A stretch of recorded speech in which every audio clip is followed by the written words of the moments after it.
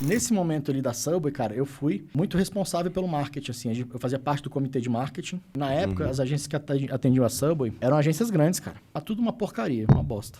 Como eu já tive vários negócios, se a gente pensar em negócios físicos, negócios que, pô, sei lá, restaurante, farmácia, pet shop, padaria, tudo, agência é o melhor negócio, sem a menor dúvida. Por quê? E está começando mais um Ultra LeasyCast. Aqui a gente fala com você, que é dono de agência de marketing digital ou presta serviço de marketing digital. Eu sou o Gui Cardoso. Eu sou o Rodrigo Bindes. E... eu sou o Matheus Leôncio.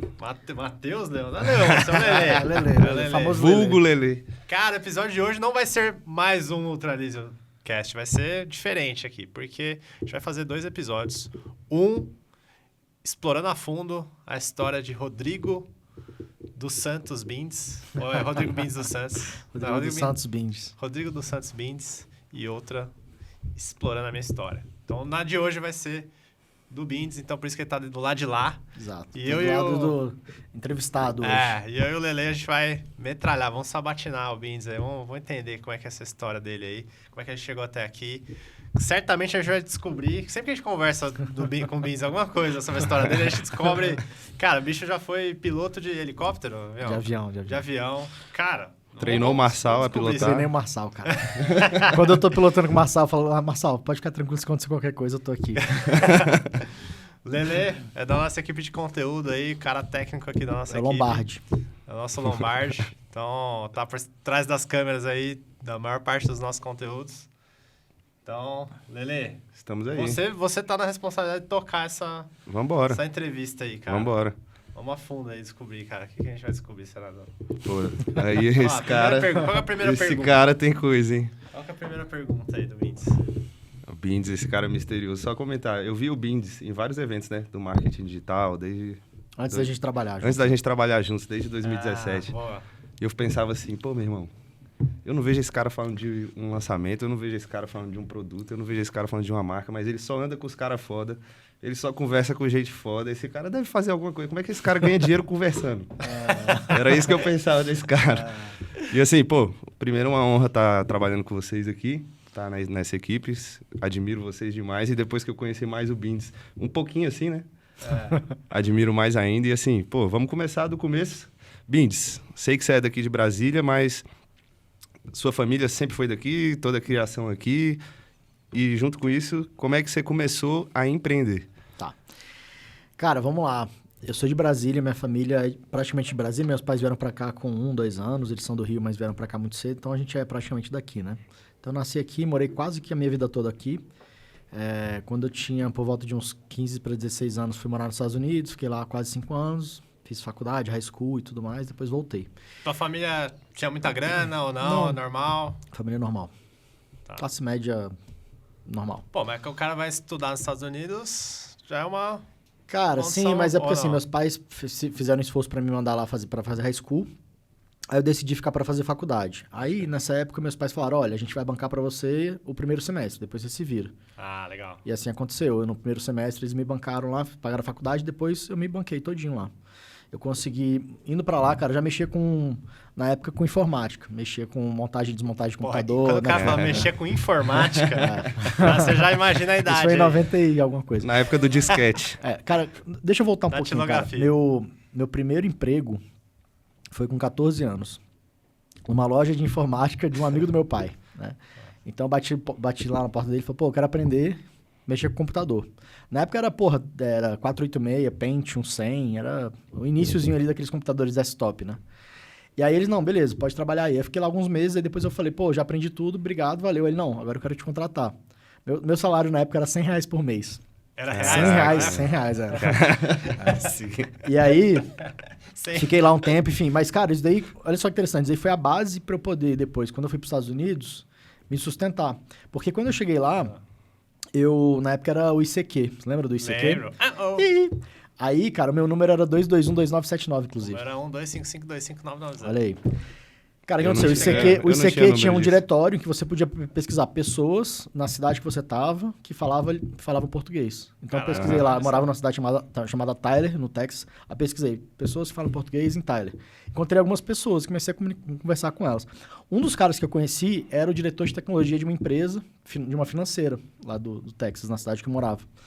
E aí eu comecei a me relacionar com ele, fizemos amizade e tal. E aí ele falou, velho, eu tô indo embora pro Brasil, eu preciso botar alguém no meu lugar. Olha só que interessante. Aí ele me treinou durante alguns meses para poder ficar no lugar dele. Eu virei diretor de tecnologia de uma empresa lá que tinha 30 filiais. Caraca! E essa empresa me bancou, cara, praticamente tudo, assim, faculdade, moradia, tudo. Então, seus pais bancaram os 6 meses, 6 meus primeiros pais meses? Bancaram ali o início, depois eu me virei. E aí tu começou nessa empresa e o tempo lá, que você ficou lá... Eu fiquei lá. Aí depois fiquei lá alguns anos, fiz engenharia de redes nos Estados Unidos. Tive um acidente muito grave no finalzinho da minha faculdade, tive um acidente de carro muito grave, quase que eu morri, entrei em coma, fiquei internado, fiquei lá um mês internado. Tanto que meu pé hoje é todo cheio de pino, enfim. Pô, não sabia que você tinha ficado em coma? Algumas horas, mas fiquei. Cara, quebrei meus 2 pés, bacia do lado esquerdo, braço esquerdo, meu rosto aqui. Então por isso que seu rosto... por isso que eu tô assim, perfeito. Por isso que eu sou perfeito, porque foi uma cirurgia plástica muito bem feita. Reformaram. Então, cara, depois que eu voltei pro Brasil, eu ainda continuei trabalhando para essa empresa, remotamente, até alguém entrar lá no meu lugar. Então, assim, cara, esse meu primeiro passo ali de quando eu tinha 14 anos, de querer trabalhar de forma gratuita para poder aprender, foi na verdade, minha primeira experiência mais profissional, assim, né? Só que eu sempre fui muito virador. Você perguntou como é que foi minha primeira experiência, né? Como é que foi meu início do empreendedorismo, né? Você já tinha vontade de empreender? Ou sempre. Cara, sempre. Assim, Meu pai, ele era bancário, pediu demissão do Banco do Brasil e abriu uma empresa. Então, meu pai é empresário. Então, eu já tinha essa referência. O único empresário da família, mas minha referência ali. Segunda coisa, cara, eu lembro de pequenininho, ainda na escola, ensino, na época, primeiro grau, até antes, maternal, sei lá. Não sei se era maternal, mas enfim. Aquele jardim terceira, 3, quarta série, essas coisas. Eu lembro que eu pegava uns fios de telefone coloridos e fazia pulseira e vendia. Então, essa foi minha primeira experiência ali, fazendo negócio ali. E assim, era o que eu me lembro hoje, né? Depois, quando eu tinha uns 14 anos, eu criei uma equipe. Acho que você sabe, né? Que eu fui DJ. Eu tinha uma equipe de som. Já vi. Inclusive, se quiser botar uma foto minha aí... Aquela fotinha aí. Cara, eu tive uma equipe de som e a gente prestava serviço de sonorização para eventos. Isso depois já dos Estados Unidos? Não, isso antes dos Estados Unidos. Antes. Tinha 14... Foi entre meus 14 e 16 anos, isso daí. E aí, cara, a gente cresceu, foi investindo. Tinha época que a gente fazia já 3 festas por sábado e 3 sexta. Então, a gente fez algumas festas grandes aqui em Brasília, inclusive. Enfim, foi legal. Então, foi minha primeira experiência verdadeira como empreendedor ali, né? Sim. Então, foi aí que eu comecei. E aí, eu sempre tomei gosto para isso, cara. Quando eu trabalhei nessa empresa lá nos Estados Unidos, em paralelo, eu fazia uns serviços de prestação de serviço para outras empresas de informática também. E aí, beleza. Aí você tá nos Estados Unidos. Aí rolou um acidente. Logo depois disso, você voltou? Aí, no acidente, eu voltei. Sempre bom agradecer nossos parceiros, né? A gente tem grandes marcas que estão aqui com a gente. Reportei, cara, eu sou um grande fã da plataforma, a gente usa aqui. Se você, tem clientes no marketing digital, você precisa apresentar relatórios. Então, Reportei, cara, não tem nada melhor. Já usei todas as plataformas existentes no mercado e Reportei é, sem dúvida nenhuma, a melhor, tá? E temos também Cardápio Web, que se você atende restaurantes, bares, enfim, alguma empresa do food ali, você precisa conhecer o que esses caras estão fazendo. É impressionante. Não é só um cardápio digital, é muito mais que isso. Tem várias ferramentas, disparo de WhatsApp, cara, fidelidade, tem muita coisa. Então, se você atende negócios da gastronomia, você tem que ver o que esses caras estão fazendo, tem que usar. E essas plataformas a gente não só usa, né? A gente não só recomenda, como a gente usa aqui também. A gente usa no Supersal, enfim. Então, a gente é muito fã delas. Outra plataforma que também a gente recomenda é a Great Pages. É uma ferramenta de sites e landing pages mais poderosa do mercado. Então, lá, além de ser muito fácil de usar, criar páginas super bonitas é o que eu considero mais importante. É uma ferramenta que traz páginas de alta velocidade. Então, se você quer performance, como deveria querer, né, você tem que usar a Great Pages. Para de usar essas ferramentas meio porcaria aí, pesada, tá cheia de plugin. Cara, demora para carregar. Cara, sai desse tipo de ferramenta e vai para Great Pages, que eu recomendo, porque a gente usa aqui na Ultralize, beleza? Isso aí. Tive um acidente, voltei. Entrei no avião, inclusive, de cadeira de roda e tudo. Foi... Caraca. E depois que você voltou, você já começou a empreender de novo aqui, né? Cara, aí o que aconteceu? Antes de voltar, eu tinha planejado... Porque é o seguinte, meu pai, quando ele saiu do Banco do Brasil, ele abriu uma franquia, que na época era uma prestação de serviço de limpeza de cortina, estofados, carpete, tapete, essas coisas. Que era uma marca americana. Chamava Cam Dry. E eu tinha decidido abrir uma franquia igual a ele, da mesma marca. Então, eu já tinha comprado a franquia, já tinha feito o treinamento deles lá em Utah, que era onde era a sede deles, lá em Logan. Então, eu já estava me programando para abrir esse negócio aqui. Quando eu voltei, acabou que acelerou um pouquinho mais o meu retorno, beleza, voltei. Aí, em vez de abrir uma nova franquia, a gente acabou se juntando. Então, eu trabalhei com meu pai durante um tempo. E aí, uma coisa interessante que aconteceu. Quando eu morava nos Estados Unidos, eu tinha um amigo meu lá, que ele era supervisor de algumas lojas da Subway, lá na cidade. Então, ele tinha 17 lojas que ele supervisionava. E eu fazia faculdade, trabalhava nessa empresa lá como diretor de informática, de TI, né? E aí, em paralelo, cara, de vez em quando ele me chamava para fazer como se fosse uns... Tipo, cobrir ali o caixa na hora do almoço, que era a hora do pico, fazendo uns bicos ali. E pra mim era bom, cara, porque assim, porra, ia lá, fazia um bico, ganhava uma graninha, comia e tal. E aí, eu falava, velho, esse negócio aqui é interessante, ficava de olho ali, né? É um negócio simples de administrar, cara, tudo muito mastigado. E aí eu tive esse contato com a Subway. Quando eu voltei pro Brasil, um amigo nosso, meio do meu irmão, mas na época ele era mais amigo do meu irmão, o Thiago Alvinho, ele falou, cara, eu tenho uma loja da Subway aqui que eu vou me desfazer. E aí meu irmão comprou essa loja, mas ao mesmo tempo a gente teve o direito de abrir uma loja em outro lugar. Então meu irmão comprou essa loja que era no Deck Norte na época, eu abri a do Deck Brasil, que era uma outra região aqui no Lago Sul. Então eu virei franqueado da Subway nessa época, 2007 isso. Aí, cara, rolo compressor, comecei a abrir uma pancada de loja. Aí abri, cara, Gilberto Salomão, Jardim Botânico, Taguatinga, Ceilândia, Samambaia, São Sebastião, abri um monte de loja. Isso entre 2007 até 2015, tive uma pancada de loja. Aí de 2015, já tô acelerando um pouquinho, né? Mas assim, só Subway? Ou você mexeu com outras coisas também? Abriu coisas. Outras empresas? Em paralelo, tive outros restaurantes, outros negócios, tive várias coisas. E aí, cara, interessante é que foi aí... Tive a NutriFresh também, né? Ainda tem. Mas a NutriFresh veio em 2014. Que é? Que é uma loja, uma empresa de refeições congeladas. A gente se tornou maior aqui do Centro-Oeste. Tivemos várias lojas, uma indústria. E aí, o que aconteceu? Nesse momento ali da Subway, cara, eu fui muito responsável pelo marketing, assim. Eu fazia parte do comitê de marketing. Então, eu tive muito contato com o marketing. A gente teve contato com as agências. Entrando um pouquinho aqui já no nosso tema, né? De agências de marketing. Como é que eu comecei, né, nesse mundo? Cara, porque eu tive necessidade enquanto empresário, eu tinha contato com agências de marketing. E na época, as agências que atendiam a Subway eram agências grandes, cara. Reconhecidas, grandes e tal. Mas tudo uma porcaria, uma bosta. Mas você contratou para fazer o marketing digital? A gente contratava para fazer o marketing da Subway. Marketing e tudo. Aquelas negócios outdoor de parada, fazia tudo isso. Tudo. Sim, geral. Imobiliário urbano, tudo. Na época, jornal. Aqueles papel de cupom. Tudo. Agora, por que era difícil? Se franquia, normalmente a franquia manda tudo... Tem um script ali, né? De como fazer, na teoria, de um padrão. Na teoria parece que é assim, mas na prática, você pedia uma arte de um banner, eles entregavam de um panfleto. Era porcaria, assim, era zoado. Então, assim, a agência, eu já sentia, cara, a agência não entendia do negócio. Ele entendia de fazer arte, fazer campanhas, só que, velho, não entendia da parada, né? Inclusive, a Subway, depois de um tempo, a gente tinha essa agência maior e eles descentralizaram um pouco o marketing. Então, cada região tinha uma agência local para ajudar a entender as coisas mais locais ali. Tanto que a agência aqui de Brasília eu que fiz intermediação na época. Eu coloquei lá a agência que ficou aqui alguns anos tocando e tal. Então, eu tive muito contato com a agência. E sofria muito. Né? Sofria muito. Então, nunca foi fácil. Mas aí, foi nessa época que você foi atrás de aprender sobre marketing digital? Como é que foi seu primeiro contato com o marketing Isso foi um digital? motivo para ser... Foi nessa época ou foi depois? Eu vivia isso. Foi meio que durante, cara. Em 2013, um amigo meu...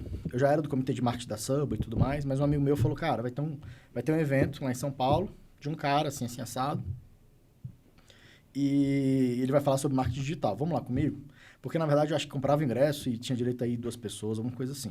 E era um ingresso caro na época, era R$6.000. Aí a gente foi. Ele me levou, o André. Foi Foi dele que eu comprei a NutriFresh na época. Ele era o dono da NutriFresh, ele era meu amigo. E aí ele me chamou para ir para esse negócio, eu acabei aprendendo ali. E aí quem que era o cara? Quem que era o evento, né? Era o primeiro, um dos primeiros, não sei se era o primeiro ou o segundo evento lá do Fórmula de Lançamento, na época. Né? Érico Rocha. Do Érico Rocha. Foi aí que eu tive o primeiro contato mais assim com marketing digital. Então você caiu de paraquedas lá, você nem sabia quem que era ele. Não, de paraquedas. E nessa turma... Qual foi essa impressão? Tipo, cara, foi tipo, meu... Cara... Tu só maluco aqui... Posso falar com muita sinceridade, velho? Fala foi real. Uma enrolação do caralho que eu achei, velho. Já achei. Achei meio zoado. Cara, muita enrolação pra falar... Tipo assim, se você condensasse tudo, dava pra falar tudo em 4 horas. Mas o cara falou, sei lá, em 2 dias inteiros, entendeu? Então assim, eu achei meio enrolação. Mas gostei, não achei ruim, não. Mas, cara, eu sou muito prático, muito direto, né? Então, assim, eu falo, velho, ninguém tá floreando demais essa parada aqui, velho. E aí, obviamente, pô, depois você vai entendendo, né? Os gatilhos que tem por trás, as paradas e tal. Mas você não desacreditou, você só achou que... Não, e, cara, na verdade, eu aprendi muita coisa. Eu aprendi os gatilhos mentais, aprendi várias paradas que depois eu, de fato, usei. Então, não foi ruim, não, foi bom.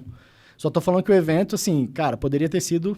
Se fosse condensado ali, dava pra fazer em menos tempo, né? Então, tem muita encheção de linguiça ali e tudo mais. Mas, cara, isso era o que tinha na época e foi bom pra mim. Daí, então, eu tive esse acesso ali a alguns conhecimentos que eu não tinha tido antes. Então, aprendi gatilhos mentais, algumas paradas. Nessa época, cara, tinha Orkut, tinha umas paradas, não tinha Facebook, Não, eu acho que já tinha Facebook, mas não tinha Instagram. Instagram não tinha.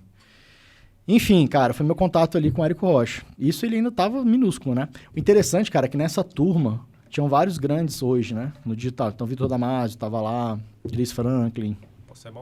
Possebon. Mas e você foi só pro evento? Você comprou o produto também? Chegou a investir? Eu fui só pro evento, não comprei o produto, não. Teve uma galera lá que comprou, que foi quem... Os grandes estavam lá. Você vê, interessante, né? Os grandes, de 11, 12 anos atrás, investiram no produto. Ou seja, eles foram no curso e compraram a mentoria do Érico, na época. Os que são grandes hoje, Os que são grandes hoje. Na época não eram. Na época não eram. Eles eram ninguém, zero. Ou seja... Entrem nas mentorias. Porra, é sério, cara. Porque, cara, você tá comprando tempo, atalho. Você tá comprando conhecimento de quem já fez a parada. Então, isso daí também foi uma coisa que eu falei, velho... Por que aconteceu? Como eu era do mercado mais tradicional, eu comecei a aplicar as técnicas de marketing digital no mercado tradicional, os negócios físicos. A galera não. A galera foi pro mercado do digital, de vender infoproduto, cursos, educação. E eu assisti isso, velho. De fora. Quando o mercado era completamente virgem. Eu vi a galera crescendo. E eu não fiz. Por quê? Porque eu estava já nos meus negócios físicos. Eu só fui entrar no mercado digital mesmo, assim, alguns anos depois. Então, a gente começou a fazer lançamento mesmo em 2018, 2019, sei lá. Então, foi bem depois. Porque eu vi a galera fazendo. Né? Então, porra, foda, né, cara? E aí, de lá, você aplicou os gatilhos na Subway, tava... acompanhando o mercado digital acontecendo ali. Cara, e quando foi a virada, assim? Usei muito na NutriFresh também. Na Subway eu tinha mais restrições, né? Mas nas minhas outras marcas, na NutriFresh eu usei muito. E, cara, assim, a gente sempre foi muito bem sucedido, assim. Não teve, sabe? Foi bom. E eu tive sempre essa dificuldade com a agência, cara. Então, assim, o conhecimento que eu fui aprendendo, eu fui depois me aprofundando em marketing. Fiz, por exemplo, curso do Sobral. Fui aprendendo a parada. E aplicando, né? E aí, cara, na NutriFresh eu apliquei muita coisa digital, muito. Aí quando veio 2020, que veio a pandemia... Peraí, antes da pandemia, você falou que ficou até 2015 com as lojas da Subway, né? Foi. Aí de 2015 a 2017 eu vendi tudo. Por quê? O que aconteceu? Cara... Subway começou a vender pizza? Não. Cara, a Subway tava num momento muito bom, só que eu enxerguei uma parada. Eu fiz um curso, na época da Perestroika, lá do Thiago Matos e tal. Fiz alguns cursos lá. E eu comecei a ter algumas visões de futuro, assim, de falar, cara, a Subway é uma empresa extremamente hierárquica, burocrática, muita coisa a gente tinha que pedir permissão para alguém nos Estados Unidos. Então, tipo assim, era ridículo. Enquanto isso, eu via as outras marcas, tipo o McDonald's, mandando melhor no marketing. Por exemplo, a Subway, na época, não tinha um perfil do Instagram, o McDonald's já era grande. Então, eu ficava meio indignado com essas paradas, entendeu? Eu falava, velho, não tem como essa porra aqui dar certo. Eu vou aproveitar que tá tudo bem agora e vou vender tudo. E foi a melhor coisa. Eu acho que foi uma das melhores decisões que eu tomei na vida, porque eu vendi na hora certa, fiz meu pé de meia. Então, enfim, foi bom pra mim. E logo depois a marca começou a cair. Então, eu tive essa visão, cara, muito por conta da perestroika. Eu fiz, eu acho que o movimento certo, na hora certa, olhando pra trás hoje, eu vi que eu tava certo na época, né? Algumas pessoas me chamaram de doido na época, mas é a vida que segue, né? E aí eu fui concentrando... As lojas que você tinha Tinha 15? Tinha várias lojas na época. Não, é 2015? É 2015. É, 2015. Mas só 2015, foi 15 na cabeça. Mas as lojas que você tinha, existem hoje? Ou... Cara, quantos por cento aqui? Praticamente, quantos? Cara, eu acho que todas. Existem ainda. São Sebastião, Ceilândia, Samambaia. Só de Taguatinga que não, que foi a loja que eu fechei, que não deu certo. Foi a única loja que não deu certo. Pode crer. E... Mas não deve ser tão bom quanto era naquela época. Cara, acho que não acompanho mais, né? Mas imagino que não. Como eu acho que todo negócio tem esse ciclo, né? Você tem ali um crescimento, uma estagnação e às vezes uma queda. Você surfou o auge do... Surfei o auge. E tu vendeu, assim, já pensando em um novo negócio ou focar em outro... Então, qual que foi a sua em 2014, quando eu comprei a NutriFresh do André, era um negócio que estava pequeno e tinha muita oportunidade. Então eu peguei, aí abri várias lojas também, estruturei uma indústria, investi bastante, fiquei surfando ali a onda da NutriFresh. E aí, cara, chegou um momento na pandemia que foi muito bom pra gente. Então eu sabia fazer marketing digital, tava com a indústria preparada, então quando fecharam as portas dos restaurantes, cara, a gente vendeu muito, assim, tipo, foi absurdo. Porque a gente já vendia pelo WhatsApp. Ninguém vendia pelo WhatsApp nessa época, ninguém. Então a gente estava preparado, a gente já tinha um sistema que quando a pessoa dava um oi lá, já tinha um chatbot que mandava para a loja mais perto e tal, era bem estruturado. Então foi muito bom para mim. Então nessa época eu concentrei muito nas coisas da NutriFresh. E aí, cara, o que aconteceu? Quando veio a pandemia e as coisas começaram a fechar, eu comecei a ajudar alguns amigos meus, enfim, comecei a ter demanda de pessoas querendo ajuda no marketing, alguns restaurantes e tudo mais. Fiz, inclusive, uma palestra para uns 300 empresários online, né? Que também, pô, acho que também me ajudou a alavancar, das pessoas verem o que eu estava fazendo sobre o marketing e tal. Aí, a agência, cara, surgiu daí, mas de uma forma bem despretensiosa. De pessoas precisando de ajuda. Eu falei, pô, vou começar ali. Aí, meu primeiro contrato foi um contrato de R$6.000. Aí eu falei, porra, esse negócio aqui é interessante. Aí eu falei, vou pegar uns 3 clientezinhos aqui. Aí peguei 3 clientes, porra, agora eu posso pegar mais 3, pô, posso pegar mais um e tal.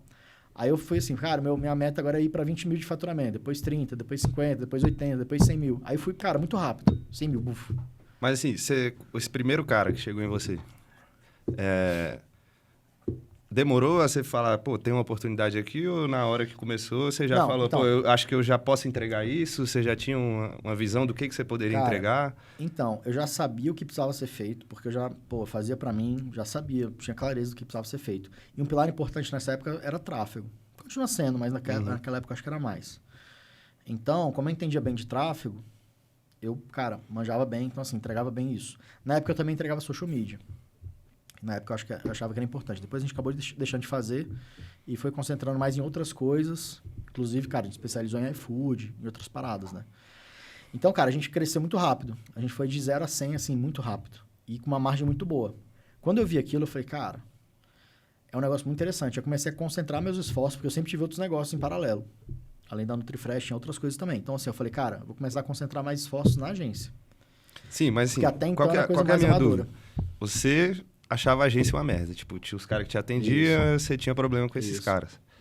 Como é que você se convenceu que a agência era um bom negócio? Cara, então, eu sempre... Cara, isso daí foi até um dilema, assim, porque eu falava que a agência era uma bosta, então não queria ser agência. Só que aí, cara, qual que era o problema das agências? Que eles não entendiam de negócio. Eles não entendiam o negócio do cliente. Então, eles eram uma bosta por causa disso.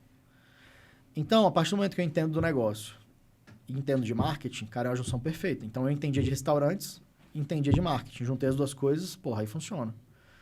Aí eu falei, velho, então assim, o problema não são as agências de marketing, são as agências de marketing genéricas que atendem todos os clientes.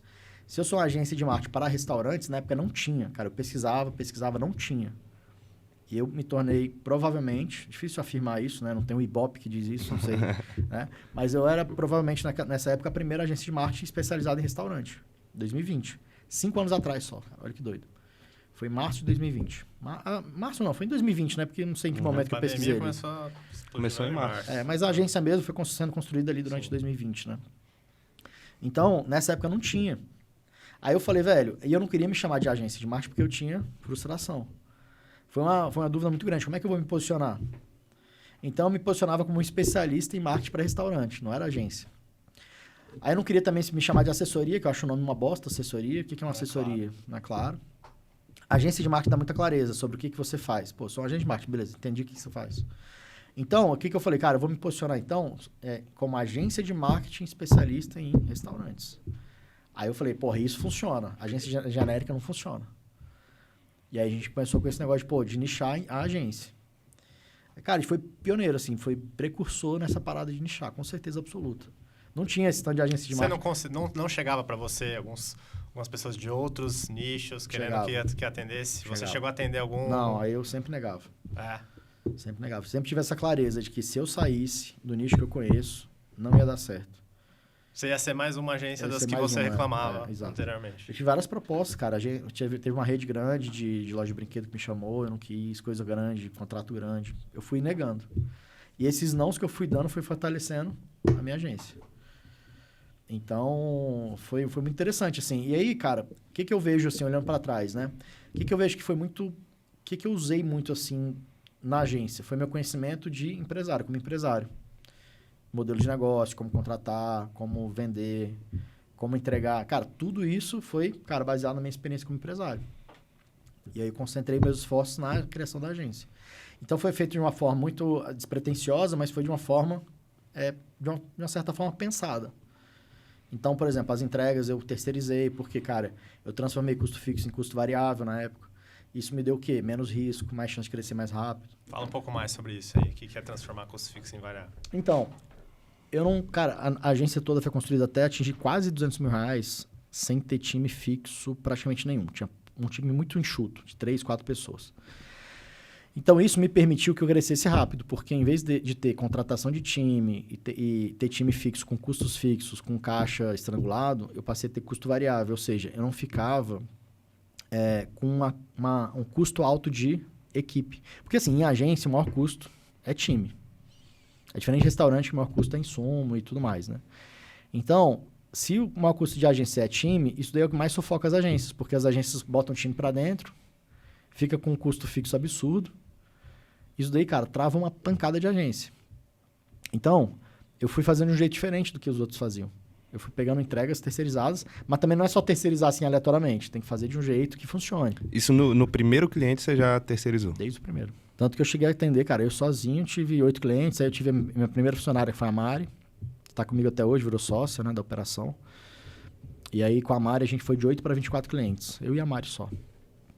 Aí a gente foi contratando umas pessoas, tá, mas a gente atingiu quase 200 mil, cara, eu, a Mari, mais acho que 2 pessoas. E a sua tese de agência, já ouvi você falar isso, que a agência é o melhor negócio para o cara ter hoje, então, no cara, universo aqui do marketing digital. Isso é interessante, sim. Como eu já tive vários negócios, se a gente pensar em negócios físicos, negócios que, sei lá, restaurante, farmácia, pet shop, padaria, tudo, agência é o melhor negócio, sem a menor dúvida. Por quê? Cara, é um negócio que você consegue começar rápido, sem investimentos, sem grandes investimentos, não tem que investir em estrutura física, equipamento, nada disso.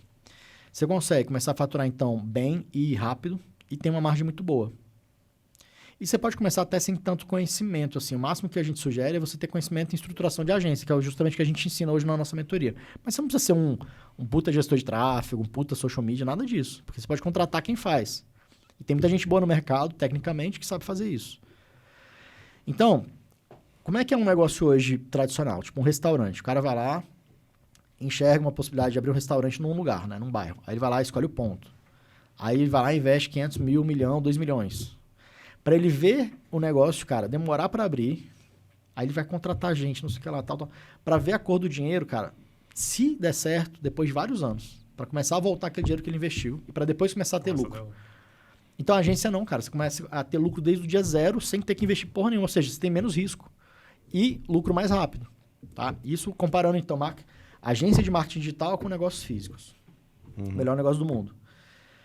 Se comparar dentro do digital, né, você tem infoproduto, você tem, sei lá, e-commerce, você tem... aí tem a prestação de serviço, que é a agência. São os grandes grupos ali no digital, né? Sem contar as porcarias. Aí vem aquelas porcarias. PLR, dropshipping, afiliado, essas porcarias aí. Falando de coisa séria, né? Então, e-commerce, prestação de serviço e infoproduto. Né?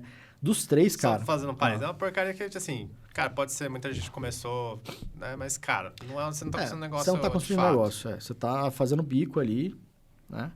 E você não tá construindo nada relevante seu. Aí, cara, sobra então e-commerce, cara, que e-commerce eu sinceramente acho que é uma coisa bem complicada. E aí você precisa também ter investimento na plataforma, em estoque, outras paradas, né? E e-commerce, para você fazer gerar um e-commerce, cara, não é fácil, assim, é mais complicado do que parece. Aí você tem infoproduto. Infoproduto, cara, é uma coisa interessante, né? A gente entende de infoproduto que a gente tem também empresas de infoproduto, né, de educação. Só que as pessoas acham que é mais fácil do que realmente é.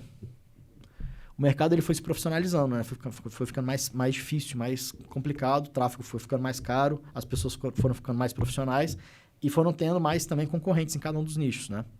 Então, vender infoproduto não é tão fácil quanto parece. Então, cara, no final das contas, se você pegar e comparar a agência com esses outros negócios, a agência é o que você consegue ter mais facilidade, menos risco, mais chance de dar certo. E que exige mas menos nível de expertise, assim, de... Sim. Cara, se você pegar, por exemplo, o que você precisa conhecer para fazer um infoproduto sair do zero e o que você precisa fazer para uma agência sair do zero, cara, a agência é muito mais fácil. Muito. E se você já entende infoproduto, mais fácil ainda, porque o seu conhecimento de infoproduto, de vender, de fazer marketing, tráfego e tudo mais, se você leva isso para um negócio físico, para um nicho, sei lá, vamos supor, sei lá, pra padaria, para atender, cara, é nadar de braçada. Sim. Então, de todos, né, se comparar com negócios físicos e com negócios digitais, ainda a agência de marketing, na minha opinião, prestar serviço é o jeito mais fácil de começar. Talvez não seja mais escalável, mas pode tornar qualquer pessoa rica. Né? Tipo assim, cara, é um negócio que com poucos clientes, no nosso modelo que a gente, né, ensina aqui, com poucos clientes você consegue já ter um faturamento muito interessante, com uma margem muito boa. Você está falando de uma margem de 50%. Então, cara, se você pegar e comparar com infoproduto, com e-commerce, com negócios físicos, eu gosto muito de agência, que é o que a gente... e eu sempre gostei também, né, de ajudar as pessoas a empreenderem e tal. Então, assim, hoje o que a gente faz? A gente ajuda as pessoas a empreenderem com a agência de marketing. Então... Vamos chegar nisso, vamos explorar um pouco mais que você falou, né? Que você sempre gostou de ajudar. Quais foram as coisas que você fez anteriormente aí? Cara, eu fiz muita coisa. Ajudar outros empreendedores. Cara, participei de várias associações, sindicatos, então, assim, era coisas pro bono, né? Então, não ganhava nada para participar dali. Participei de vários projetos, cara, várias coisas além disso. Tive uma coisa que foi interessante, eu trouxe na época 2016 para 2017, eu trouxe o Founder Institute, que é a maior pré-aceleradora do mundo de startups. O que é uma pré-aceleradora? Cara, por exemplo, se você quiser abrir uma startup, você pode submeter, né? Você pode aplicar para participar dessa aceleradora para te ajudar na parte de ideação e validação da sua ideia. Então, a gente teve várias turmas aqui em Brasília e eu conduzi junto com outros, né, 2 parceiros, eu conduzi isso daí e a gente fez várias turmas. Então, eu ajudava as pessoas que tinham ideias de negócio a criarem os negócios.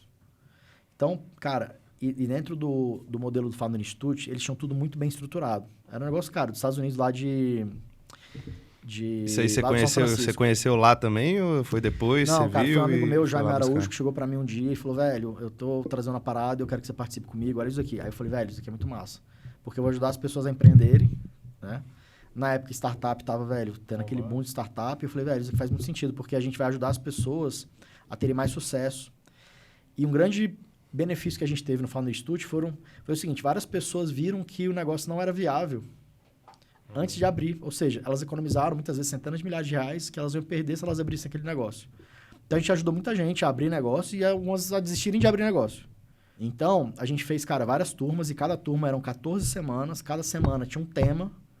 Então, tinha temas de marketing, de vendas, de, cara, go-to-marketing. Tinha várias paradas que a gente tinha que ajudar o cara a estruturar. Então, assim, tinha toda a parte de educação, de exercício. Isso me ajudou também. Tudo isso aí, cara, foi o quê? Conhecimento que eu fui juntando para quando eu fosse, né? Quando eu fui criar um modelo de agência, eu fui entendendo o que podia ser feito. Então, ele ensinava a validar ideias, MVP, entendeu? Então, tudo isso foi a base de conhecimento. Né? Quando você falou em um momento aqui, você falou, pô, aí eu fui abrir a agência, fechei o cliente, quando eu vi tinha 100 mil. Só que, cara, por trás exato, tem toda essa tua história não que, foi... que para você construir a agência do jeito que foi... Exato. Que eu lembro que quando você me contou a primeira vez como que funcionava a tua agência, né, antes da gente virar sócio, eu tinha a impressão, sem saber, que, pô, eu sabia que você atendia uns restaurantes, que eu via você publicando no Instagram e tal. Eu achava que você tava fazendo uns bicos ali, cara. Eu não levava muito a sério. Eu tava construindo um negócio ali, você até porque eu não era muito fã do modelo de agência. Então, não levava muito a sério. Cara, quando você me contou a forma que você estruturou, eu falei, pô, eu nunca vi isso, nunca vi uma agência nesse modelo, cara, ultra nichado, né, com operação enxuta, os clientes com a retenção alta de clientes. ticket maior. Falei, porra, desse jeito faz muito sentido. Total. Então, quer dizer, né, você fez o... foi É, o primeiro cliente, eu tento simplificar as coisas, mas toda essa estrutura quando por eu trás, fui né? abrir ali a agência, por volta de 2020, eu já tinha 20 anos de experiência como empresário, já tendo participado todos esses projetos, isso aí que eu mostrei para vocês agora do Fado Institute e tudo. Então, assim, toda essa minha bagagem me ajudou muito a fazer de um jeito que, cara, desse certo. Porque eu já tinha... Cara, eu já perdi muito dinheiro, já tive vários negócios que deram errado. A gente falou aqui dos bons, né? Mas fala um negócio... BO, então, vamos lá. Ah, velho, eu já abri uma... Além da loja de Taguatinga. Já abri uma iogurteria, cara. Iogurteria. De Frozen, sabe? De Sei. Frozen, iogurte. Tem uma viva ainda lá no Iguatemi, não tem? Sei lá, isso daí, meu irmão, era as hypes, né, cara? Eu já abri um restaurante, cara, que eu perdi mais de 1 milhão, isso em 2011. Lá eu comprei de um cara picareta. Puta, velho. É uma franquia. Pra você ver, velho, a gente foi aprendendo, né? Hoje, velho, com o meu conhecimento de hoje, eu jamais teria caído nessa, entendeu? Mas eu abri um negócio, cara, gigante, lá no Taguatinga Shopping, que deu errado. Restaurante. Um restaurante. Então, eu já tive vários negócios que deram errado também, não é só coisa boa, não. E essas coisas erradas, cara, que deram errado, também foram aprendizados. Que me ajudaram o quê? A construir um negócio com menos risco. Porque, pô, eu já sabia de todos as merdas que poderiam acontecer, Essa aí, né? foi a pior, você acha? Cara, acho que sim, foi a pior. O que você aprendeu além de identificar picaretas? Cara, pegar referência de tudo. Então, por exemplo, se eu tivesse ligado pra meia dúzia de franqueados daquela rede naquela época, eu teria, velho, sem sacanagem, velho, meia dúzia de ligações eu teria economizado 1 milhão. Então, cara, foram vários aprendizados, né? Esse daí eu acho que foi mais forte que eu lembro, assim, de cabeça. Enfim. E, cara, foi... Enfim, nessa época foi muito ruim, né? Perder esse dinheiro e tudo. Mas eu tinha as lojas da Sub, enfim, não quebrei. E, Bins, beleza. Aí você teve a agência, construiu a agência e tal, foi dando muito certo. O que te deu estalo de querer ensinar isso, né? Você contou já que você já ajudava outros empreendedores, mas o que te deu estalo de... Sempre gostei de ajudar as pessoas, principalmente nessa parte de empreendedorismo. Então, muita gente já chegava até mim pedindo ajuda. Me ajuda aqui e tal. Eu sempre ajudei, de forma realmente genuína. Então, cara, quando veio o Founder Institute, que eu já fazia isso de uma forma informal, o Founder Institute me ajudou a ver que eu realmente gostava de fazer isso. Legal. E, então, quando eu construí a agência, eu falei, cara, esse modelo de negócio aqui é um negócio muito interessante, que eu posso ensinar do jeito que eu fiz. Que é um jeito que cara, eu acho que é o jeito mais fácil, mais inteligente de escalar, de criar e de escalar uma agência. E foi aí que, eu tive a ideia de falar, cara, vou começar a ensinar isso. E aí que você entra na jogada, né? Que aí você tava trabalhando lá com o Érico, aí eu te apresentei o modelo da agência, que eu falei, cara, porque você tinha me falado que ia sair do Érico. Isso. Eu falei, tô saindo do Érico. Aí eu falei, então, deixa eu te apresentar o que eu tô fazendo aqui, que você pode me ajudar. Eu te apresentei a agência e te apresentei o que eu queria fazer, que era a parte de educação. Que era ensinar as pessoas a serem donas de agências. Aí, cara, né?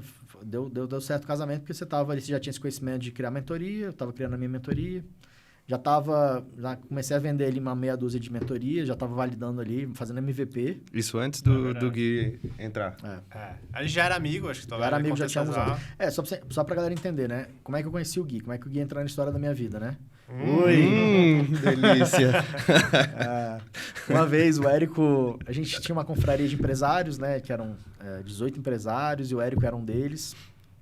E aí, o Érico, um dia, mandou um áudio pra galera dessa confraria. Falou, galera, vai ter um poker lá em casa. Um amigo meu que é profissional vai estar aí.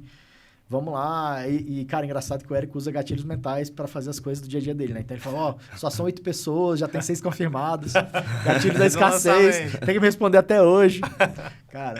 Gatilho da autoridade, então profissional. Exato. Aí eu falei, não, eu vou lá. Aí confirmei e tal. Ele criou até um grupo lá. Eu acho que eu tenho esse grupo até hoje, se puder, sabia? Enfim, aí a gente foi lá e, cara, o profissional de poker era quem? Gui Cardoso. O Gui. E, cara, saiu de lá rapelado, coitado. Até hoje não teve revanche, né? Então, assim, não sei se ele joga, não. Ó, aqui o foco tá na perspectiva da história do Beans. Então, no meu episódio, eu vou contar a minha perspectiva sobre isso aí. Então, vai ter que ver os dois lados da história. Resumindo, conheci o Gui, né? Saiu de lá com o rabinho entre as pernas. E aí a gente começou uma amizade, né? Tanto que teve uma vez, olha como é que são as coisas, né? As pessoas me procuravam pra ajudar elas em negócio. Foi. Uma vez você me procurou pra ajudar Exatamente. no negócio que você tava pensando em entrar. Eu lembro que eu tava querendo... Eu sempre gostei muito de startup e tal. Nunca tive uma startup mesmo, né? No modelo de capital investimento e tal. Mas eu queria investir em startups. E aí eu lembro que eu tava trocando ideia com o Érico e tal. Falei sobre isso. Ele falou, tem um cara que eu conheço que manja pra caramba. Lembra do Beans lá, que tava no poker? Vou te passar o contato. Aí acho que ele me passou o contato, eu troquei ideia com você, ele falou, vamos almoçar. Eu queria até resgatar as mensagens, de repente olhar na história. A gente foi almoçar no Caminito, que depois se tornou nosso cliente. É verdade. Eu acho que na época não era cliente não, né? Porque isso foi bem antes de você ter a agência. A gente foi no Caminito ali do Sudoeste, a gente conversou, aí você falou, tô querendo investir numa startup e tal. Aí eu te orientei. Não lembro o que você falou. Eu falei que não era bom, não. Eu lembro que eu sei que... Furado. Eu falei, furado. Porque, velho, eu tô com um olhar muito clínico, velho, assim, muito crítico pra entender o que é furado e o que não é. Hoje em dia, meu amigo, pode chegar aqui qualquer ideia, cara, furada. Eu sei o que é bom e o que é furado. Eu tô com isso treinado. Tanto que a minha esposa fala, velho, quando o Rodrigo fala que vai dar errado ou quando fala que vai dar certo, bicho, pode acreditar. Então, o que me trouxe, né? O que me trouxe até aqui foi justamente ter passado por tudo isso. Por isso, eu tenho o olho treinado. Por isso que eu falo, velho, que a agência é bom. Se fizer do jeito certo. É porque eu falo o seguinte, a galera vai fazendo agência de forma intuitiva. Vou aqui contratar e tal. Meu irmão, a chance de dar errado é altíssima. Não tem como. É que nem eu falo, velho, vai tentar dirigir um carro se você nunca dirigiu. Você consegue dirigir um carro? Você não consegue, velho. Mesmo que eu te explique, vai lá e vira a chave ali e tal. Vai fazer um bolo na cozinha. Porra, entra lá e faz um bolo. Você sabe fazer bolo? Você sabe comer o bolo. Pra fazer o bolo, você não dá conta, velho. Se você não aprendeu... Aí, velho, um monte de gente vai tentar fazer agência sem ter tido um ensinamento, um aprendizado sobre agência. Por quê? Você que já lidou com muito empreendedor, por que você acha que a galera vai fazendo... Qual que é a parada, velho? A galera aprende uma habilidade. Então, por exemplo, faz lá um curso do Sobral, do Tesma. Aprende tráfego. Faz um curso lá do, sei lá, do Walter Azevedo e vai aprender a ser social media. Beleza, velho. Aquilo ali é uma habilidade técnica. E tá tudo bem, ótimo. Sou grato a todos eles, aprendi com todos. Agora, o cara vai lá e começa a pegar um cliente, outro cliente, outro cliente. Ele é um prestador de serviço. Ele pode ou trabalhar para uma empresa, certo? Como gestor de tráfego, social media, enfim. Ou ele pode pegar clientes. Ele pega clientes, mas ele não aprende a ter uma empresa. Ele aprende a ser um freela, um autônomo, um prestador de serviço. É ou não é? É assim que funciona, velho. Assim é o padrão do mercado. Aí ele começa a ter 1 cliente, 2 clientes, 3, 4, 10 clientes. Quando ele vê, meu irmão, ele tá afundado. Porque ele que tá fazendo tudo, então ele não tem vida. Se ele fica doente, ele tá fudido. Se ele tira férias, o telefone dele fica tocando. Ele não tem uma empresa, na verdade ele é um prestador de serviço. Então, às vezes, as pessoas viram agências dessa forma, sem saber, porque elas vão pegando clientes e acaba que elas se tornam... Né? Acontece. Ela sofre. Tipo... Ela sofre uma... tipo, quando você sofre uma falta, você sofre e vira uma agência. Coisa que não acontece, de repente, num restaurante, né? Às vezes acontece lá, a pessoa começou a vender... Muito raro, o cara abre uma carrocinha, né? Daqui a pouco ele tá com restaurante. É raro. Mas assim, cara, é muito mais difícil. Um restaurante, o cara tem que planejar, tem que fazer um projeto, tem que contratar, tem que ter dinheiro, tem que ter investidor. Em agência não, velho. A barreira é menor também. E pela barreira ser menor... A barreira ser menor faz a diferença. Mas, além disso, cara, o que acontece? Como a barreira é pequena, tem muita gente também ruim. Porque, velho, fazer marketing não é só uma solução, só um tráfego, só um social media, só um conteúdo. Cara, não é. É uma parte do todo, é uma parte do que as empresas precisam. Então, eu vejo que a agência, ela também tem que ter uma junção dessas habilidades. Porque, cara, marketing foi evoluindo também, foi ficando mais difícil, foi ficando mais profissional. Então, você vê, restaurante, na minha época lá, não tinha cardápio digital, depois foi surgindo. iFood, cara, uma coisa mais recente, né? Então, os restaurantes, por exemplo, tô falando de restaurante, mas serve isso aí para qualquer nicho, né? Então, academia, você tem lá hoje, o Gympass, que até mudou de nome, né? Então, você tem lá em carros, você tem a plataforma de venda de carro, que é Webmotors e carros. Isso não tinha alguns anos atrás. Então, as coisas foram evoluindo. Antes só tinha site, depois veio o Instagram, as redes sociais e tudo mais, blog, né, na época. E hoje tem várias possibilidades, vários canais. Então, todos os mercados foram evoluindo. Então, as agências não entendem de todos os negócios, não tem como. Então, uma agência genérica não vai entender de um canal relevante para o restaurante, que é iFood. Como é que uma agência genérica vai conseguir ajudar o iFood do cara, que é cliente dela, que iFood, às vezes, cara, vende 50% do faturamento dele vem pelo iFood. Então, eu preciso entender, quando eu me especializo no nicho, eu preciso entender desses canais. Então, não é só tráfego. Mas, não é só cardápio digital, né? Por exemplo, cardápio digital, a gente até aqui, ó, cardápio web, a gente indica, porque, velho, a gente já sabe qual que é a plataforma boa, a gente já entende de cardápio web, a gente vai lá, implementa no cliente, porque a gente sabe que dá certo. Agora, uma agência genérica não vai nem saber que existe isso, e às vezes sabe até que existe cardápio digital, mas não sabe qual que é o melhor. E às vezes não tem por que ela se aprofundar, assim, tá cheia de atendendo um monte de coisa, maluco. Então, assim, eu conheço muito empresário, você sabe disso, conheço, velho, empresário pra cacete. Todos os meus amigos empresários são frustrados de alguma forma, em algum nível, com a agência de marketing. Isso é um padrão. Traumatizados, cara. São frustrados, traumatizados. Padrão. Por quê? Porque são atendidos por essas agências que não entendem dos negócios deles, que foi a minha dor que eu tive lá. Mas o cara, por exemplo, o cara que tá escutando a gente, ele precisa... Se ele quer nichar para restaurante, quer nichar para clínica médica, ele precisa ter sido dono de restaurante? Não, de forma alguma. Cara, vamos lá. Quando a gente entende marketing, esse é um conhecimento que você tem. Às vezes você entende de uma parte do marketing, beleza. Quando você decide nichar, você tem que passar a se aprofundar no nicho, que é o que eu defendo. Então, cara, você não precisa entender de restaurante, mas a partir daquele momento que você decide nichar para restaurante, você vai se aprofundar no nicho. Aí tem várias formas de se aprofundar, ou não é? Participar de eventos, assistir YouTube. Hoje em dia, cara, YouTube, falando de restaurante especificamente, você tem uma porrada de YouTube, tem Jacan, né, o Pesadelo na Cozinha. Cara, você tem uma porrada de coisa. Então, livro, YouTube, você pode frequentar os restaurantes, começar a participar de cursos de restaurante, seguir os influenciadores que falam. Tem um monte de influenciador, né? Influenciador que eu digo infoprodutor. Especialista que fala para dono de restaurante como é que faz um restaurante dar certo. Cara, vai aprender. Assim como essa pessoa aprender uma habilidade técnica, ela vai ter que aprender o nicho. Então, a gente tem que... É totalmente possível você começar de um nicho do zero. Até com o IA hoje, pô, se o cara tiver boa vontade de passar uma tarde ali no... Hoje em dia, você consegue aprender qualquer coisa muito rápido. Primeiro, ou você compra o tempo de alguém, que nem a gente vende o nosso tempo lá na mentoria, né? O nosso conhecimento, não é nem só o tempo, né? Nosso conhecimento estruturado, para ela economizar tempo. Você vai no YouTube, você quer aprender, sei lá, fazer... Como é que você ranqueia uma ficha de Google Meu Negócio? Vai lá no YouTube, você vai achar. Então, o conhecimento existe. É só você acessar esse conhecimento. Então, você tem que aprender, obviamente. Boa. Eu tenho uma pergunta, inclusive, nesse tema, mas antes, dá uma ligada no ar aí que as câmeras podem ficar com calor. Cara, a gente mostrou a foto do Beans DJ. Quem já viu o Beans? Beans, esse cara que já foi de carnaval em Salvador, já usava Juliette. Cara... Agora é o seguinte... Quem olha pra mim, ninguém nunca não imagina que eu gosto de funk e carnaval e música baiana, né? Não imagina que o Carnaval de Salvador, hein, galera? É fã 01 do MC Marcinho, ninguém imagina isso. Agora sim, Beans. Durval Leles. Pô, você, óbvio, sua experiência toda também, e por que eu falei desse personagem que a gente vê nas fotos do Beans ali, é contraditório. Você fala, pô, esse cara, você não parece que era esse cara. Mas assim, você sempre foi esse cara de estudar muito, nesse assunto que a gente tá falando também de conhecimento, Eu vejo que você compra curso de pra tudo, caralho.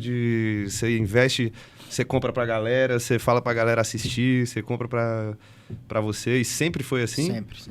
Sempre fui atrás de conhecimento, sempre fui atrás de tudo, velho. Livro, curso, mentoria, mastermind, tudo, sempre. De atrás até hoje. Cara, todos os dias eu estudo, todos os dias, de alguma forma eu tô estudando.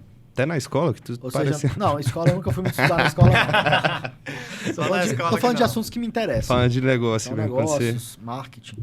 Então, cara, hoje, todos os dias, cara, eu tô... Cara, YouTube, ou eu tô fazendo algum curso. Então, por exemplo, essa semana agora, a gente fez um lançamento pago. Nosso último lançamento foi um lançamento pago. A gente não sabia fazer lançamento pago, a verdade é essa. Aí eu fui aprender. Comprei um curso, tô aprendendo. É isso, velho. No próximo, eu vou fazer com certeza 1000 vezes melhor do que o último que a gente fez. É assim que funciona, né? E aí a gente tem o nosso produto também, nosso curso, que a gente ensina as pessoas que querem criar agência. Como eu falei, porra, as pessoas criam agência sem saber criar agência. Porra. E qual é a tua mentalidade, assim? Porque acho que quando a gente tem algumas habilidades, eu, por exemplo, me considero na média, assim, um cara inteligente. Aí às vezes tu olha para um negócio... Não, mas às vezes você olha para um negócio... Às vezes você olha para um negócio e fala assim, não, vou dar meu jeito aqui, vou aprender sozinho, acho que é de boa de eu fazer. Eu já passei muito por isso. Tipo, depois eu mudei essa mentalidade, saca? Tipo, pô, é mais fácil eu aprender mais rápido com um cara que já fez. Você tem que aprender com quem já fez. É isso que eu falo, cara. Você tem que estar aprendendo sempre com quem está um passo à frente. E isso serve para tudo, cara. Qualquer coisa que você for fazer. Ou você compra um curso de alguém, ou você tem algum amigo que sabe, você vai... Tem que ir atrás, velho. Por isso que eu sou muito a favor, por exemplo, quem quer abrir agência de marketing tem que estar em 2 grupos. Grupo de quem tem agências igual a você. Então, assim, aqui a gente tem a nossa comunidade lá, beleza. Então, participe de grupos de pessoas que estão na mesma jornada que você.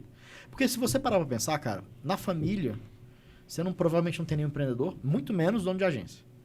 Amigo, talvez você também não tenha nenhum amigo dono de agência. E às vezes você até tem, mas o cara não é bem sucedido. É um dono de agência Que tá no mesmo nível que tá você. Tá na bosta ali, às vezes. Ou tá no mesmo nível e tal. Então você não tá cercado de pessoas bem-sucedidas. Então, cara, você tem que estar em grupos de pessoas, donas de agência, que estão na mesma jornada e que tem, nesse grupo, pessoas acima de você.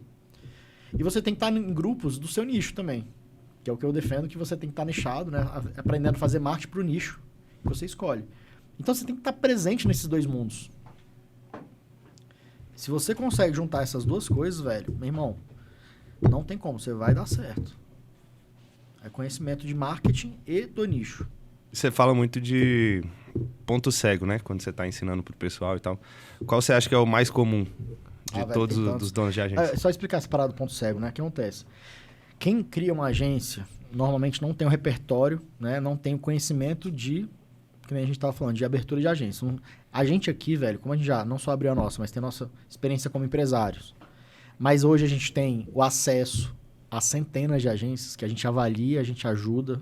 Então a gente aprende muito. Então o nosso método foi o quê? Foi sendo evoluído, foi melhorando. Então hoje, velho, a gente está com o olhar treinado para entender o que dá certo e o que não dá. Quando eu bato olho numa agência, eu sei exatamente, quando eu converso com a pessoa, eu falo, velho, eu sei exatamente qual que é o problema que ela tá tendo. No meu direct, velho, eu converso com muita gente no direct. Eu tô conversando ali, eu faço umas perguntas, já sei qual que é o problema dele. Pergunto quantos clientes ele tem, qual que é o ticket, como é que tá, cara, umas coisas ali, bum, eu sei exatamente o que ele tem de problema. Normalmente, são vários grandes pontos cegos, né? Normalmente, ele tá com problema de operação, minha operação tá pegando fogo. Ele acha que o problema é operação, o problema dele é a prospecção. Porque ele tá prospectando clientes fora do ICP. Às vezes ele nem tem ICP, né? Mas ele não sabe disso. ICP, que é perfil de cliente ideal. Ele tá botando qualquer cliente para dentro. Quando você bota qualquer cliente para dentro, você ferra a sua operação. Então, se o cara tá tendo problema de operação, na verdade, muitas vezes não é isso. Às vezes, primeiro, ele tá também atendendo vários nichos, isso aí atrapalha a operação, e ele tá botando cliente que é ruim, é cliente que fatura pouco, que tá com a corda no pescoço. Aí, meu amigo, ferrou. Outro ponto cego, o cara às vezes tá batendo no faturamento, 20 mil, 30 mil, ele bate no faturamento e volta, não consegue sair disso. Cara, eu bato o olho, eu sei que tem algum ponto cego ali que tá travando ele. Outro ponto cego, cara, margem. Muitas vezes a agência chega aqui com uma margem muito pouca, muito baixa. 10%, 15%, algumas com prejuízo. Por quê? Não sabe precificar, não sabe contratar, não sabe estruturar os custos, né? Aqueles percentuais que tem que ter, time tem que ser no máximo X%, né? Você tem que saber isso. Só que as pessoas sabem. Então são alguns pontos cegos, cara, que eu bato o olho ali e eu já consigo identificar, sacou? E o louco do seu modelo parece que você trouxe é um negócio bem único, né? Tipo, parece que ele trouxe, sei lá, você aprendeu alguma coisa dentro do restaurante que você aplica aqui também. Ou alguma coisa lá dos Estados Unidos que tu viu o negócio que você vai juntando. Fui juntando. Tem coisa que eu nem sei a origem, mas, eu aprendi em algum lugar e, cara, eu tenho um pouco dessa habilidade de aprender uma porrada de coisa e juntar, traduzir, né? Criar um outro sistema ali. E o avião? Piloto de avião? Cara, essa história é boa. Como é que foi a aula do Marcelo? Mas é verdade. Cara, quando eu trabalhei lá nos Estados Unidos nessa empresa, o meu chefe, que era o presidente da empresa, ele tinha um avião, que era um Piper Turbo, de 6 lugares. E a gente tinha escritórios espalhados pelo Texas. Eram mais ou menos 30 escritórios espalhados pelo estado. Então, muitas vezes a gente tinha que visitar os escritórios, as filiais. E a gente ia nesse avião dele. Aí eu comecei a voar no avião dele, comecei a ficar interessado. Era um avião monomotor. Ele pilotava. Ele pilotava. Era um avião monomotor, então geralmente ia eu e ele. No máximo, mais eu e ele, mais uma pessoa. Mas geralmente era eu e ele. Cara, eu comecei a ter interesse. Aí, olha só as coincidências da vida, né? Na cidade que eu morava, era uma das únicas, ou uma das poucas escolas de aviação internacional dos Estados Unidos. Tinha uma lá. Isso foi antes do 11 de setembro. Tanto que no 11 de setembro, teve, velho...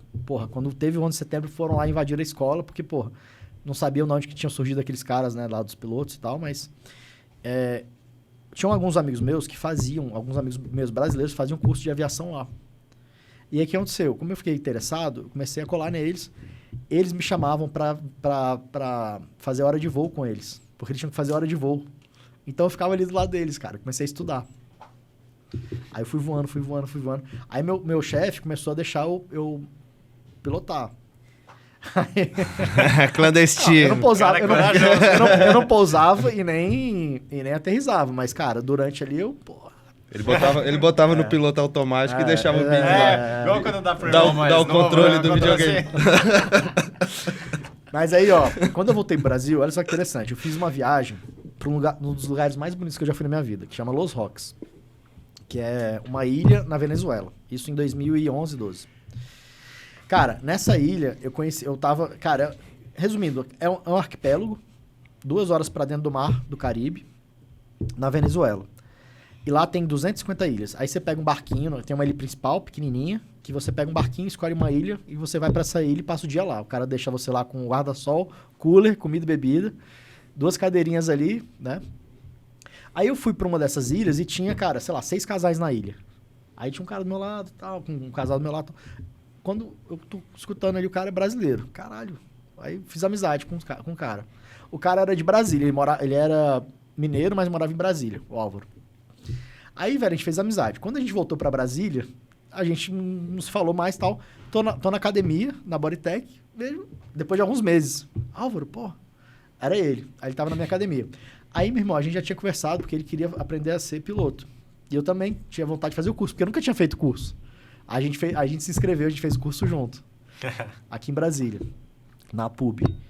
Aí eu fiz o curso todo, só que eu não tirei meu brevet, cara. Não fiz as provas. Brevet é tipo um CNH. Tipo CNH. Aí, ou seja, eu sei pilotar, não sei mais, né? Sabia, não sei mais.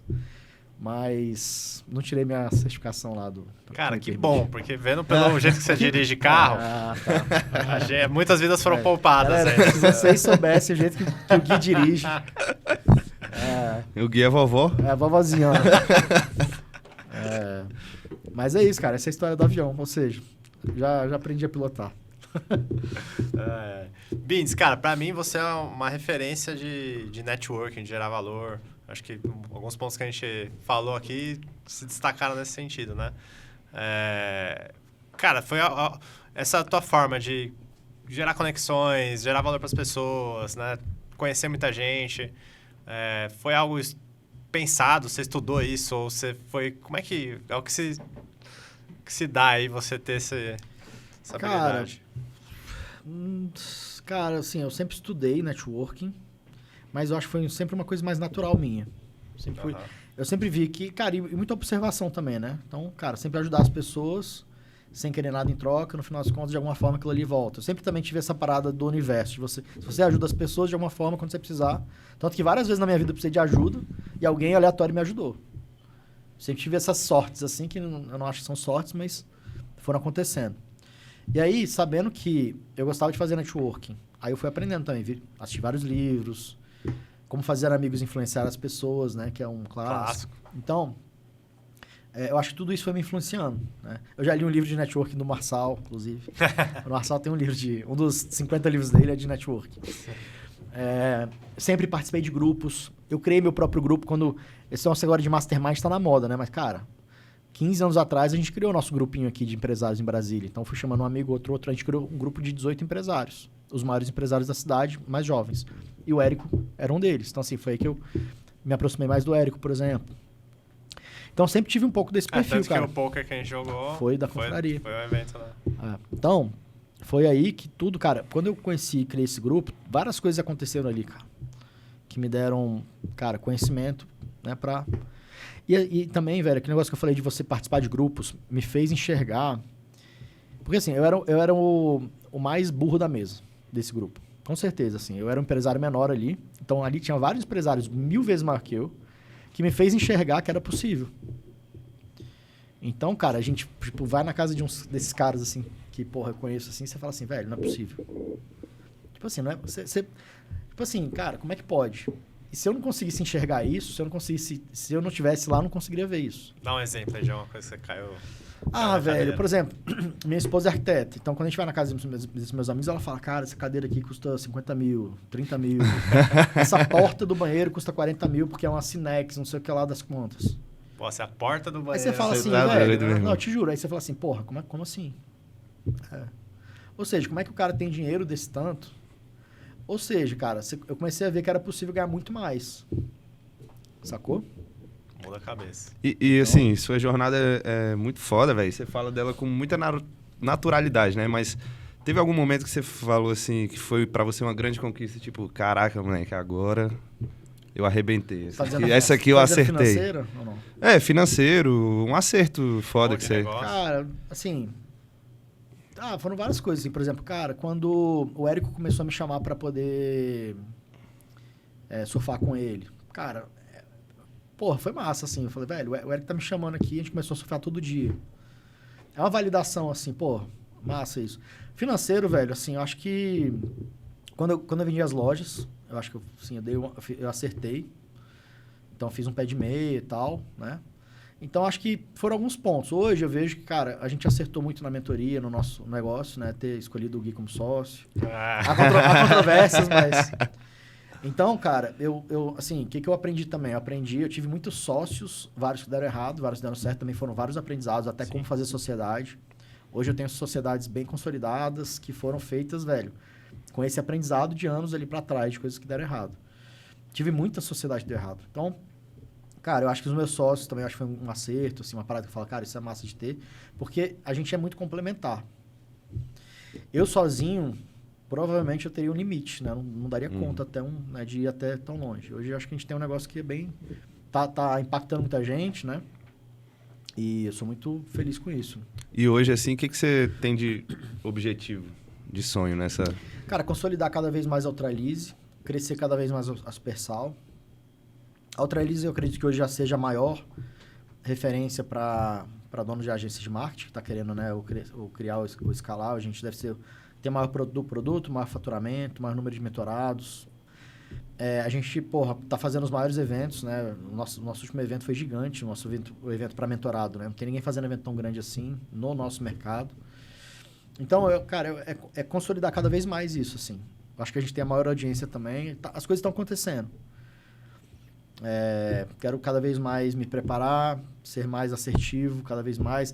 Todas essas agências que acabam passando por aqui geram aprendizados pra gente. Então, cada vez mais a gente está aperfeiçoando o nosso método, porque a gente sabe o que dá certo, o que não dá certo. Então, a gente dá a direção que cada vez mais está melhor. Isso a gente tem evoluído muito nas nossas entregas, né? Bom demais, velho. Bom demais, você tá doido. Pô.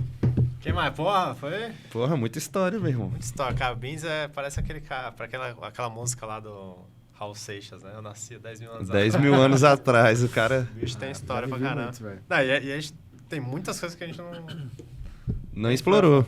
Tem coisa que, porra... Quantos negócios você acha que você já teve já? Essa é boa, hein? Essa é boa. Cara, dezenas, assim, não sei nem te falar. Muitos. Hoje eu tenho alguns, né? Menos, mas eu já tive muitos, cara. Quais são os negócios que você tem hoje? Lista aí. Cara, hoje eu sou sócio aqui da Moai, né? Que é uma empresa aqui em Brasília de grupo de empresários. Tem vários produtos, conselho estratégico, Moai Business School, enfim. É uma empresa para empresários, né? Uma empresa que atende empresários também, que ajuda empresários. Inclusive, cara, foi uma coisa que a gente não falou, né? Eu fui conselheiro de empresários na Moai durante muitos anos. Depois acabei saindo do meu... Eu tinha um encontro mensal, né? De que eu coordenava ali um conselho. Durante muitos anos, depois eu saí por conta da Ultralize, né? Questão de tempo. Então, lá na Moai também eu ajudei muito empresário, cara. Eles iam lá falar dos desafios deles e a gente ajudava. Então, sou sócio da Moai, sou sócio da NutriFresh, sou sócio da Confeitaria da Torre. Fui sócio da Rede Girafas, não sou mais, vendi minha parte. Então, tive vários negócios. Fora a Ultralize. Tem a Ultralize, tem a Supersal. Então, perdeu as contas já. Mas, cara, eu gosto muito, cara, meu foco hoje 100% tá na Ultralize e na Supersal. Então, assim, são os dois negócios que eu gosto, que eu ajudo, que eu sei, que eu acho que tem futuro. Você tá no dia a dia. Que eu tô no dia a dia ali, Sim. São as coisas que eu mais estou focando. E tem o propósito de formar as 500 agências faturando sem cara.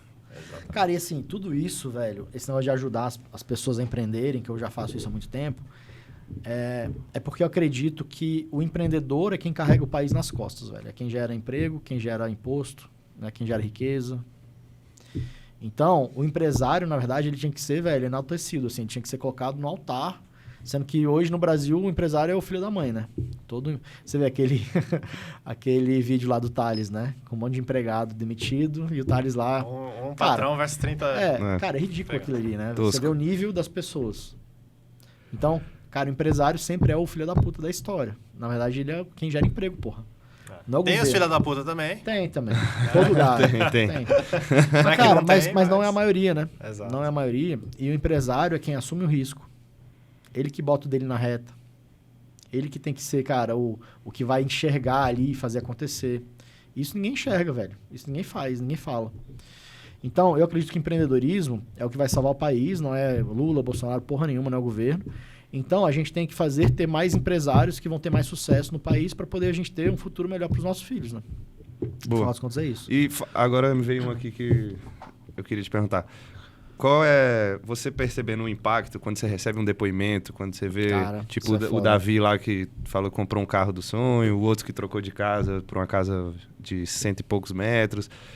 Qual é a sensação que você tem de estar causando isso aí? Cara, isso é bom demais. É a melhor coisa, velho. Quando a pessoa fala que tá tendo a vida transformada por conta de um trabalho que a gente ajudou ele, de um serviço que a gente fez pra ele ali, que a gente ajudou ele. É isso, cara, é muito transformador, velho. Massa demais. Então, assim, não é o dinheiro pelo dinheiro, né? A gente fala de ter a vida ultra, né? Que é ter tempo pra família, pra ter mais conforto, tempo pra viajar, ter lucro pra poder bancar essas coisas e gerar valor, né? Que é o LTV, vida ultra que gera LTV. Então, L de lucro, T de tempo pra família, conforto, não sei o que lá. E o V de gerar valor pro nosso cliente. Então, a gente vive muito isso. Porque, velho, a gente tem que agregar valor para as pessoas, para as pessoas evoluírem, ganharem mais dinheiro. E não é o dinheiro pelo dinheiro. É o dinheiro para poder ter mais conforto. Morar num lugar melhor, dirigir um carro melhor, poder viajar com a família, poder ter um plano de saúde bom. Plano de saúde bom, pagar plano de saúde às vezes para os pais, uma escola boa para os filhos. Poder morar num bairro melhor, que aí os filhos vão conviver com pessoas que, pô, tem um nível melhor do que num bairro mais pobre. Então, tudo isso, cara, é o que a gente vê que faz sentido. Não é o dinheiro pelo dinheiro. O dinheiro viabiliza essas coisas. Então, a agência de marketing tem que gerar caixa, porque a agência de marketing é um negócio de caixa, de gerar dinheiro, é lucro. Para poder gerar o quê? Uma vida confortável para a família. É isso. Com essa... Acho que essa foi a parte 1. Tem muita história, velho. Com essa, acho que a gente encerra aqui. Show. Nosso episódio, aprofundando aí na história de E a Rodrigo próxima vai dos ser a Santos história Vintes. do Gui, Vai. o jogador profissional de poker. Isso aí. E é isso aí, galera. Se liga nos próximos episódios aqui do Doutor Laser Cast. O que você achou? Saber um pouco mais da história do Beans. O que você já sabia aí? O que você ficou surpreso? Isso aqui vai chocar uma galera. Vai, tem parte boa aí. E a gente se vê no próximo episódio aqui do Ultralize Cast. Valeu. Ah, deixa o like aí, hein? Se inscreve, deixa o like. Não seja mesquinho, não dói o dedo, não, viu? Não cai o dedo. Bota aí um like aí, porque isso ajuda muito a gente a expandir esse conteúdo para mais pessoas. Valeu.